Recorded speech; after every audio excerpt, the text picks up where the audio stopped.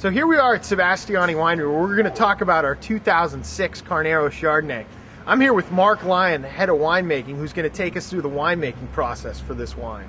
And welcome all to Sebastiani Vineyards.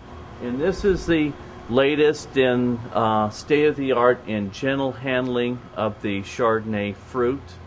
I'm a really big believer in whole cluster pressing and having little bruising or shearing or breaking of the skin as it delivers into the tank press delivery. Very similar to how champagne's made, the same philosophy in many ways. Again, this whole delivery system is not having any pumping going on to eliminate any breakage and have completely gentle handling of the cluster, which is really important for quality Chardonnay making.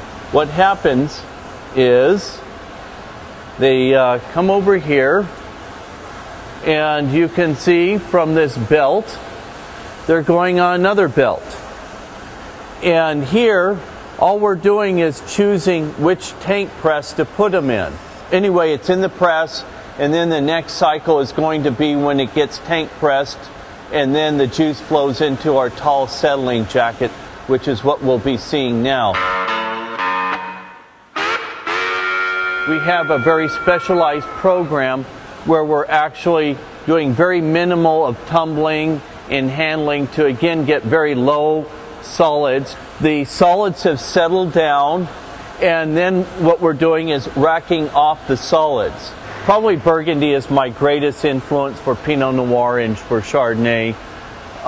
And so I generally, stylistically, don't go for over-the-top ripe and heavy-handed use of oak, and trying to really show more what the flavor of that region and from that vineyard tastes like. Also, I like Chardonnays that age well, so sometimes I'll sacrifice bigness for the sake of ageability and finesse and balance.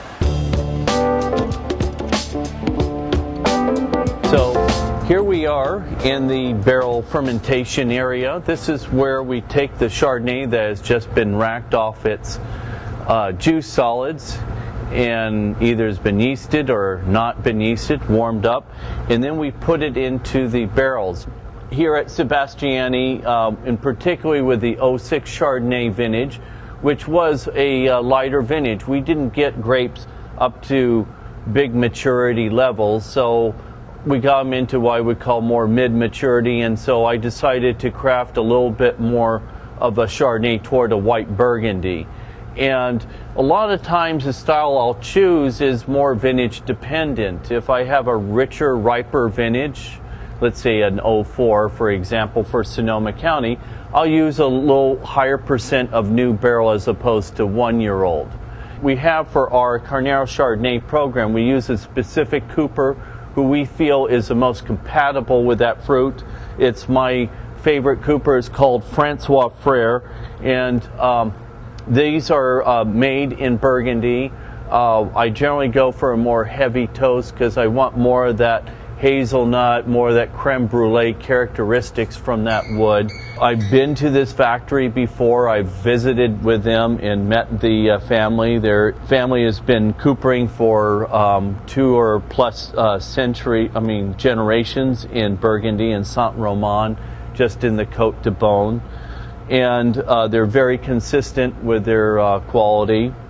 I really regard Francois Frere as the finest Chardonnay barrel you can use on California Chardonnays. We will do frequent stirring here. I wanted to just show you very quickly our batonnage here. This is what we use to stir the Chardonnays. So generally when you're doing batonnage, you go for about 24 to 32 strokes.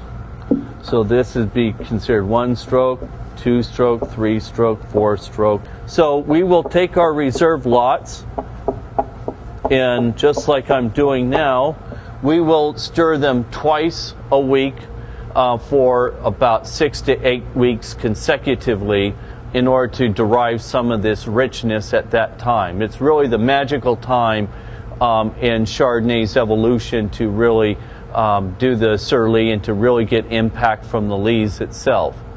but it is our fervent belief that we believe Carneros is really the appellation in California for making the best Chardonnays. The soils are again very skeletal, very light. They don't make big canopied vines. They generally are lower yielding with smaller cluster size because of that.